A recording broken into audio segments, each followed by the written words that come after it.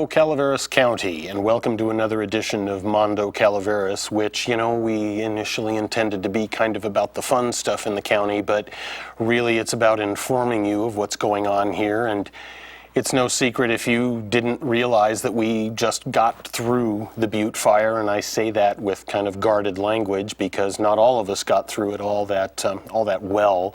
A lot of people lost their homes, some of their buildings. We might have even lost a business or two. But today we have, I have as my guest, Jason Boetzer he is the director of Calaveras County Environmental Health. Right. And so he is going to guide us through kind of what we're doing now to get through the rest of the Butte fire, because it's going to be a while.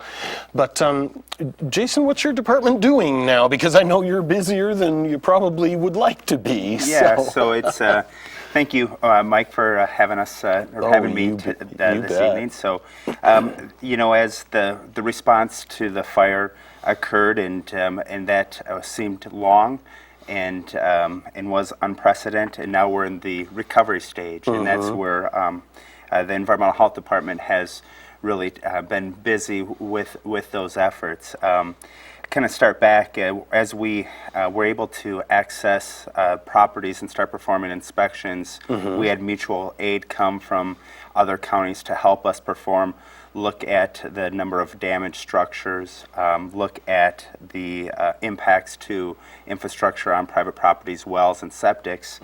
At that time, we saw the amount of damage that was done, and myself, along with Dr. Kaleda, declared a local health emergency. Okay. And so what that allowed is that health emergency was due, one, to the number of structures that were damaged and burnt, and also the health hazards that existed at the site. So with the asbestos in the ash, concentration of heavy metals from what's in our household from the burns, and heavy metals being lead, arsenic, copper, items, from whether it's treated wood, batteries, etc., appliances that end up in the ash debris. And so, with that being said, we saw that there was the magnitude was unprecedented compared to a single family structure being burned in a normal home fire, and upwards of. We have 700 properties right now signed up in our debris removal program. Goodness. Okay.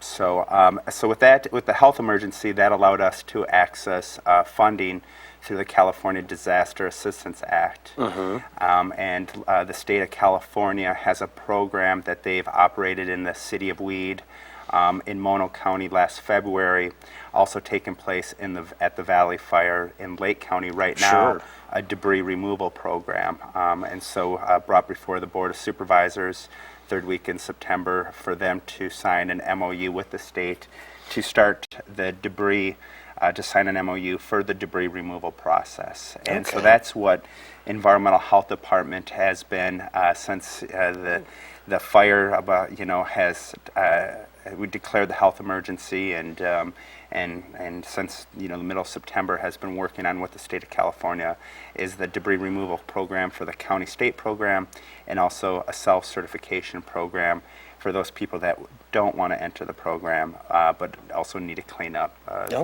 their properties and damaged structures. So basically, kind of walk us through what happens. So if I was unfortunate enough, excuse me, to lose my home, I have signed up, and basically what I've done is I've signed paperwork that says, yes, you can come onto my property. So what do you folks do when you first arrive on the scene where a home has been destroyed? Yeah, it's a step-by-step process. The first step is, and also do the health officer emergency, is we've worked with the California Department Toxic Substance Control and the federal EPA, Environmental Protection Agency, to remove all household hazardous waste from the properties. Okay. So that's the first step in the process, and that household hazardous waste could be the lead-acid batteries, maybe used oil in drums that was not spent, or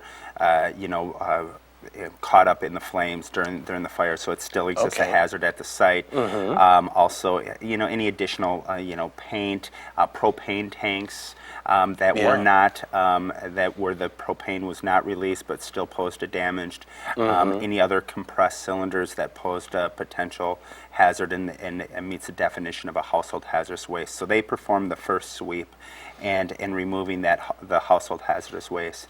We also have a program they're still doing that for people that have not signed a right of entry form, and that's the right of entry is the county state program. But if people are going to go through the self-certification process, we also have a one-page access form where that allows the Department of Toxics to come onto the property and remove the household hazardous waste for no cost. So Okay. if people with this, That's what I was going to ask. Does any of this cost anybody anything? So the removal of the household hazardous waste is done through the California Disaster Assistance Act. Okay. The right of entry debris removal program, for those people that do not have insurance, it's a funded program. For those people that do have insurance, the portion of their insurance that is there for debris removal, Sure. that would be if that amount covers the process would be passed to the county, then to the state. A lot of the times, people's insurance they do not have enough coverage, and so then the state would pay for the rest of the fees or the process for debris removal. So that is the so if they have insurance, what portion is there for debris removal would be paid, and any remaining amount would be covered by the state. Okay. So I want to make sure that it doesn't take away any funding out of the insurance claim for rebuilding. It's just specific for debris removal. Okay. And so the process too with signing on with the state is that we had looking at it, so far we have 700 properties signed up. And the process is that we knew that there was a lot of asbestos, a lot of hazards with the ash, and that as the cleanup occurred, we wanted to make sure that there was a process where it was done right. We protect our communities, protect our neighbors, protect our kids, Sure. and during this whole process, and at the end, that they perform soil sampling to make sure that the hazardous materials are removed and has waste and that it's clean enough. We call it the 3-year-old standard, where a 3-year-old kid can play in the dirt. And Oh, those, okay. And those standards are basically, we used our background geology, had samples taken throughout the burn area, but outside of where burn structures exist, and use those background samples as our cleanup goals, because we know our natural geology is high compared to some of the state standards, and we may not be able to ever achieve certain California cleanup goals. Now, this, I'm going to hold it up so folks can kind of get an idea what's going on here. But so by what we've just talked with, folks have signed up. Then you folks come in and sort of do an inspection, I would imagine. We performed initial inspections on the property just to get an idea of what the extent of damage was to the structures and well and septic. The first step is register. The next step is removal of household hazardous waste. The next is we have a contractor that performs an asbestos survey. And you keep talking, and I'll show this to folks so that they can kind of get an idea what's going on here. So they look at the asbestos surveyed and looking at in that ash pile, is there asbestos or not, and that determines if we need to get an asbestos contractor in there to remove that debris. Okay. And again, this is complying with state and federal requirements as OSHA and other requirements set forth by the state and federal government. Have we found much asbestos out in We these have, homes? a lot of older homes, yes, and we're seeing that's what I was thinking. Yep, So, and we're seeing some of the ash come back at 30% and even as high as 40% asbestos Wow, in some of the okay. older homes. It depends, year built, and all that criteria. Next is then we have a team go in and look at the total amount of debris on site as far as tonnage. So when the debris removal teams end up on site, they have an idea as far as how many trucks they're going to need, extent of cleanup on the property, because it's not just removing the debris from the house, garage. There's maybe barns that burnt down, burnt vehicles, other items. So it's, we're really trying to, get an idea and assess and make sure that we have the right teams on place, and to be effective as we can to clean up these properties as quickly as possible, understanding that, people are going through a lot of hardship, and we're trying as quickly as possible to get people back on the properties and get them cleaned out. Yeah, So. because ideally, even if people are coming in to live, say, in a travel trailer or maybe a FEMA trailer, as some of those we know those are going to be available for some families that need them.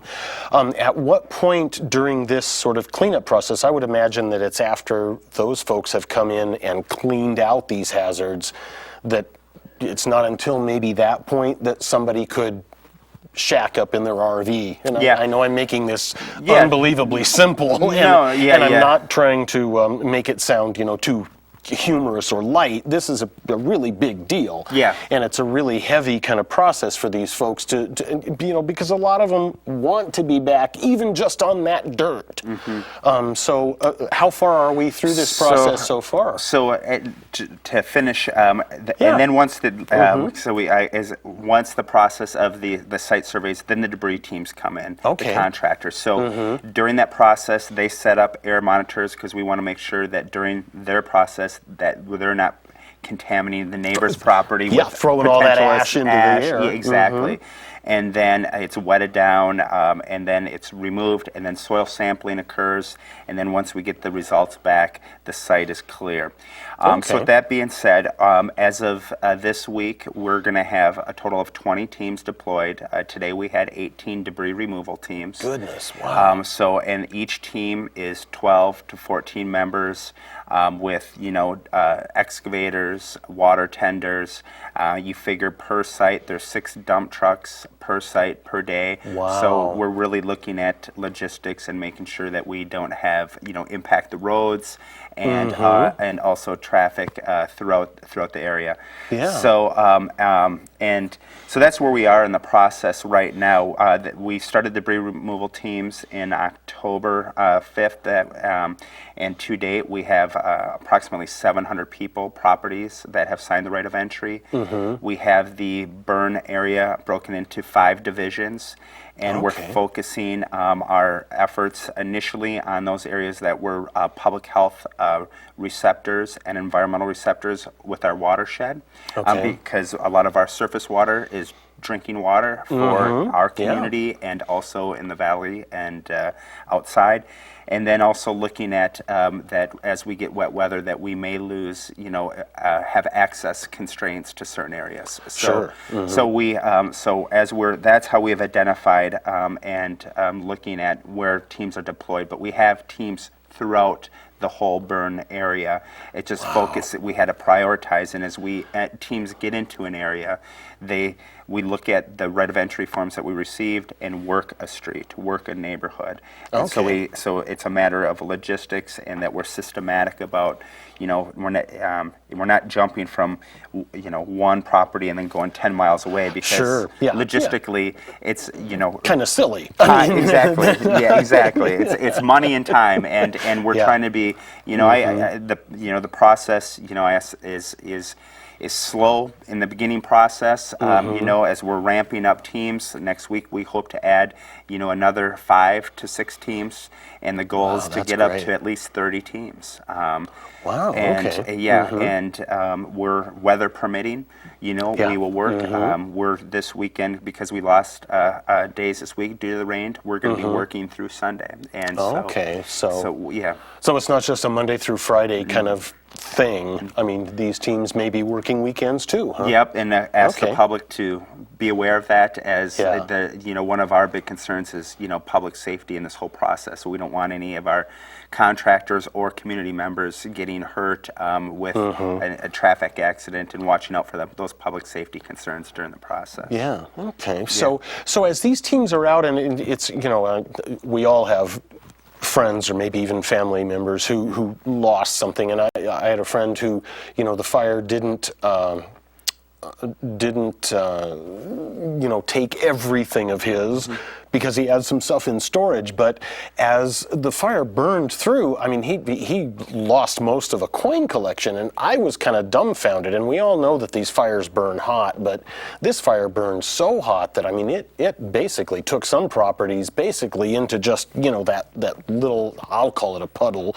You'll probably call it a big heavy pile. I mean, if we're talking 6 dump trucks for a property, but his coin collection was reduced to this sort of blob of a couple of different color kind of metals, and you could tell that a couple of them maybe once upon a time were coins, but he jokingly took it to his bank, and he knows the people very well, and they know he has kind of a twisted sense of humor, and he, you know, showed them this blob and said, you know, I want to, you know, cash in my coins, and, you know, they kind of laughed.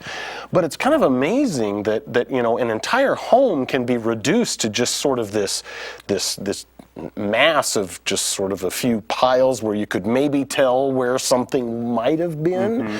But, you know, so these folks, as they come in and they do this cleanup, and they I would imagine they go through the pile fairly carefully, or are they we give, on the right of entry form, the homeowner, property owner has an opportunity to, if there's items that they want the team to maybe look out for or to set aside.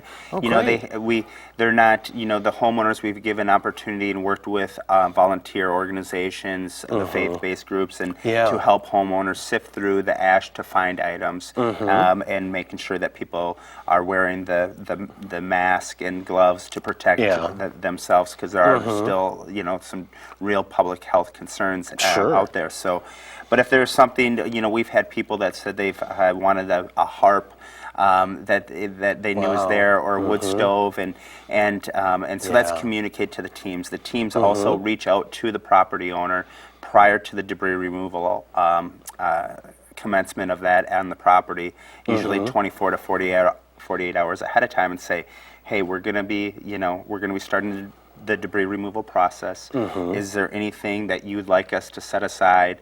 And it gives a property owner an opportunity, and also that communication. You know, this is a process, and I know people want to get back to their properties as soon as possible, but also it's about us working with them and to ensure that, you know, if there's something that's there, that we can work with them to set it aside and help them. So, but, you know, as I said, we're ramping up to 20 teams this week. There's a lot of properties we have to clean up, and, you know, we're working through that. Right now we're in the west end and central part of Jesus Maria. We're in McCullamy Hill. We are in the Wendell Road area. We're in the Old Gulch area. Right outside of Railroad Flat. We also have a team out on Creations Way. Tomorrow we're looking at expanding to Haver and East Murray Creek. So we're continuing to expand and hopefully, you know, get these properties cleaned up. Now, you asked about the temporary housing, and so the Board of Supervisors passed a temporary housing ordinance, and that allows property owners to place a mobile home unit or RV.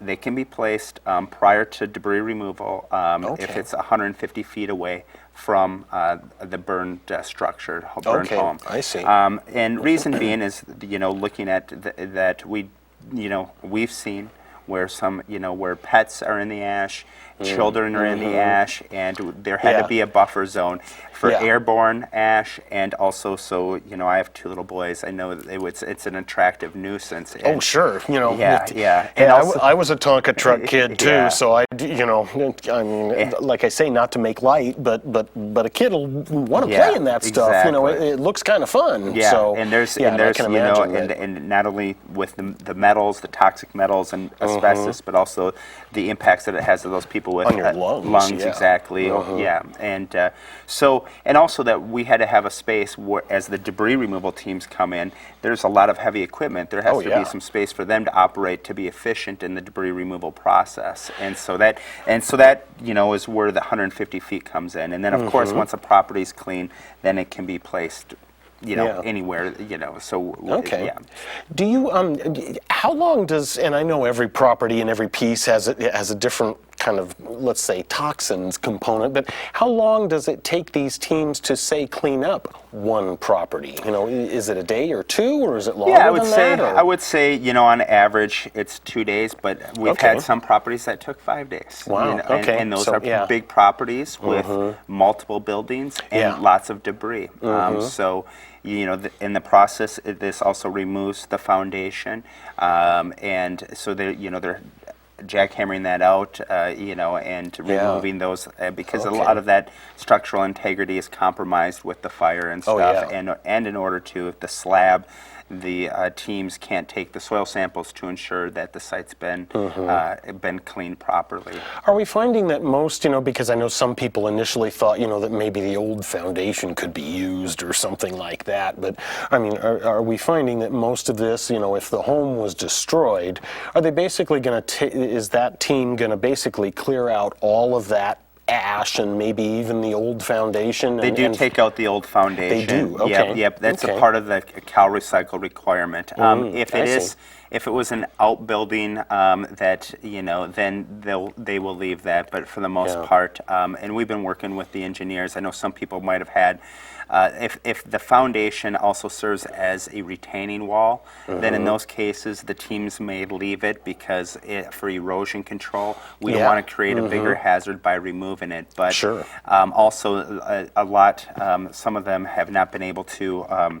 You know, studies from the Cal Recycle engineers, they've looked at it and said that a lot of those foundations, most of them do not meet the structural integrity to rebuild, although some I see. engineers Okay. may, you know, certify them, and that's also part of the Cal Recycle program is that they can't certify that clean, you know. So we're working with people if they want to keep, you know, if they had an outbuilding with the foundation to keep that, but for the home and garages, you know, as far as, you know, those will have to be removed.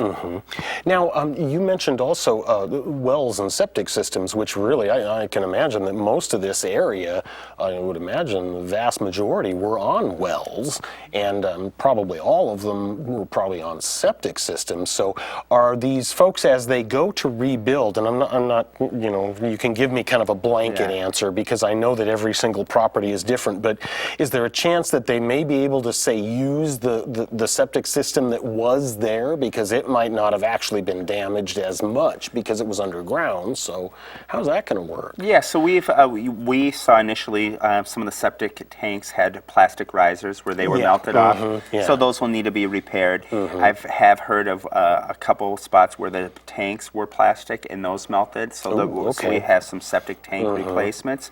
But for the most part, you know, the systems themselves, as long as the piping wasn't damaged by any heavy equipment or any, you know, whether it's during Firefighting fighting, equipment or- exactly, yeah, should be okay. But you know, I caution, you know, the homeowners to have that assessed as Sure. you know, as they use the system.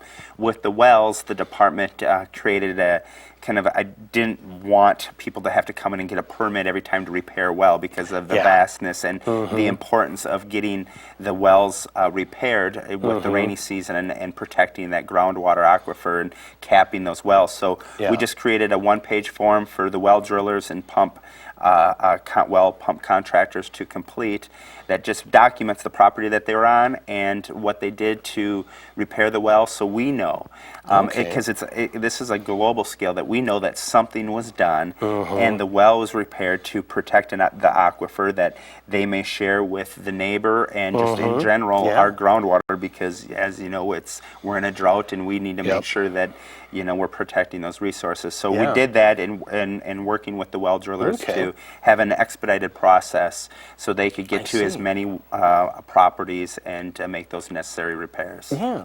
Now, I know that your department also oversees, are you overseeing animal control too? Well, Or- yeah, or animal how is services. that- Animal yeah. services is under the Environmental Management Agency. Okay. I have a manager, an animal services manager, Henning Schreiber. Okay. So underneath the agency, there's animal services, environmental health, agriculture, weights and measures, and air pollution. So. Okay, so, you know, and I know that there were an awful lot of animals that were also evacuated along with people.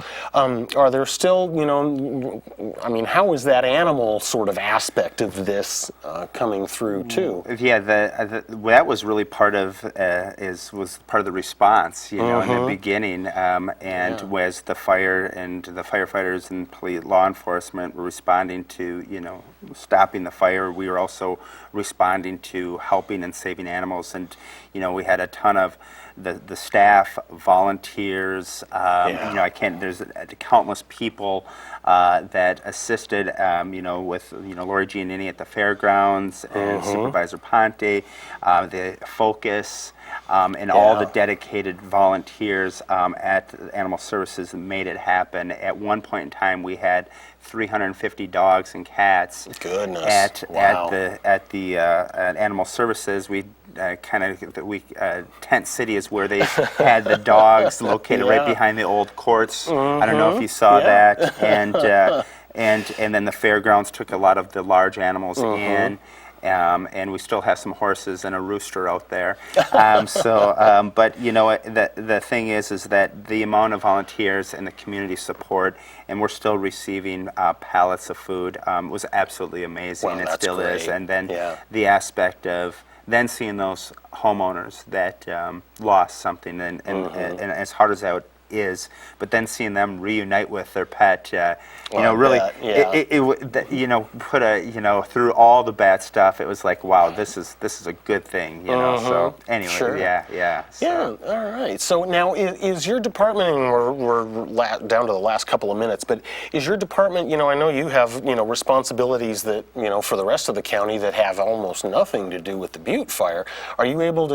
Is the workload? Is it all kind of manageable? I mean, even as you're working to do all this sort of cleanup? We're prioritizing. Okay. It's obviously our resources are centered around getting the properties cleared up and getting people back into their properties and restoring the community. But our goal is to continue to serve the public and make sure that those services that people look to us to provide, whether it's the well, septic, food inspections, respond to complaints, to still continue to provide those services to the public. So it's important that we, not only, help those people that in the recovery stage, but also, continue with our normal day-to-day operations. Well, I'm glad, Jason, and I really want to thank you for being here, because it sort of gives those of us that might not have been as specifically affected by all of this, we knew that this wasn't going to be, kind of an overnight thing, but I'm glad that you've got so many teams that are going to be able to work at it, and I know it's not going to be an overnight deal, but, I know that as fast as it can be done, that it's going to be done. So, I was speaking up in Mountain Ranch a couple weeks ago, and I heard the analogy that it was a marathon. So this is really a marathon. Was. So it's going to be a marathon to get through it. But Jason Boetzer, Director of Environmental Health, I'm glad you could be with us and share that story. And thank you for all you and your department are going to do. And folks, we all know that this isn't going to, be a quick thing, but we are going to be glad that there are these people that can do that work. So, folks, we'll just keep at it, won't we? So, thanks for joining me on Mondo Calaveras, and I'm Mike Taylor, and I'll see you next time. Thanks.